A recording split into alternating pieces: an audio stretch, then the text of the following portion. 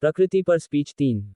आदरणीय प्रिंसिपल, सम्मानित शिक्षकगण और मेरे प्रिय मित्रों, आज इस विशेष सभा को प्रकृति दिवस कहा जाने वाला सबसे महत्वपूर्ण दिन मनाने के लिए बुलाया गया है। आज हम सब हमारे आसपास पेड़ों को लगाने जा रहे हैं, लेकिन इससे पहले मैं प्रकृति के संबंध में एक स्पीच देना चाहूंगा। हम सभी जानते हैं कि हमारी उचित जलवायु और अन्य शारीरिक विशेषताओं के कारण जीवित प्राणियों के लिए जीवन यापन हेतु पृथ्वी सबसे अच्छी जगह है। हमारी धरती का जन्म लगभग 4.54 बिलियन साल पहले हुआ था और उस समय इसे कई विध्वंसकारी टकराव और विनाशकारी धमाकों का सामना करना पड़ा। उस समय से लेकर अब तक प्रकृति हर जीवित प्राणी को रहने के लिए कई चीजें प्रदान कर रही है। यह हमारे अस्तित्व के लिए भोजन, आश्रय, वायु, पानी और कई अन्य चीजें उपलब्ध कराती है। जीवित प्राणियों के अस्तित्व के लिए पृथ्वी की प्रकृति और जलवायु भगवान की तरफ से एक उपहार है। धरती पर प्रकृति में विभिन्न जलवायु परिस्थितियों, पहाड़ों, पठारों, नदियों, महासागरों, पेड़ों, पौधों आदि जैसी कई विशेषताएं हैं। हम सभी हमारे जन्म के बाद से आज तक उनका उपयोग कर रहे हैं।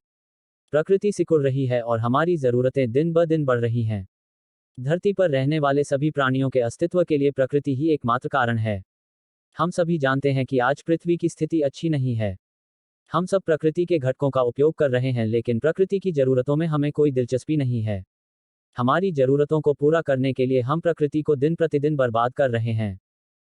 आज प्रकृति की खराब स्थिति के लिए कई कारण हैं, जैसे ईंधन, CFL, जनसंख्या बढ़ना, वनों की कटाई आदि। इसके अलावा और भी कई गलत चीजें हैं जिनका ज्यादातर लोग अपने रोजमर्रा की जिंदगी में इस्तेमाल करते हैं, जैसे उपयोग में ना होने के बावजूद बल्ब को बंद ना करना, पानी को इस्तेमाल ना करने की स्थिति में नल को बंद ना करना। यह बहुत दुर्भाग्यपूर्ण है कि हम में से काफी लोगों ने इन समस्याओं की ओर लापरवाही भरा रूप दिखाया है। प्रकृति के प्रति हमारी जीवन शैली और स्वार्थ की वजह से पूरी पृथ्वी प्रदूषित हो रही है। हमने बहुत अधिक प्रकृति के घटकों का उपयोग किया है, जिनमें से कई घटक आज विलुप्त हो चुके हैं। आज हमारी लापरवाही और स्वार्थ की वजह से धरती पर कई जगहों पर प्रकृति के घटकों की कमी आ गई है। पीने के और अन्य उद्देश्यों के लिए पानी की कमी, ताजी हवा की कमी आदि के पीछे एकमात्र कारण हमारी स्वार्थी व्यवहार है। अगर हम प्रकृति के प्रति हमारे स्वार्थी व्यवहार को नहीं बदलेंगे तो यह हमारी पृथ्वी के अंत का कारण बन सकती है। हमें और हमारी पृथ्वी को विनाश से बचाने का एकमात्र तरीका है प्रौद्योगिकी का अत्यधिक उपयोग करने की जरूरत को बदलना और प्रकृति के संरक्षण के प्रति हमारे कर्तव्य को समझना। आइए हम प्रतिज्ञा लें कि आज से हम अपनी प्रकृति माँ की मदद करने के लिए अपना सर्वश्रेष्ठ योगदान देंगे, और यह वैकल्पिक नहीं है।